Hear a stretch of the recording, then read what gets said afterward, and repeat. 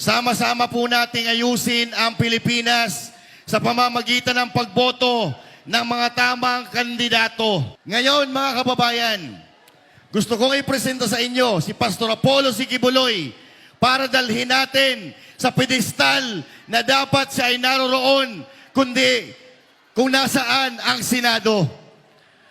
Ngayon po, mga kapatid, kami po ay nananawagan sa inyo.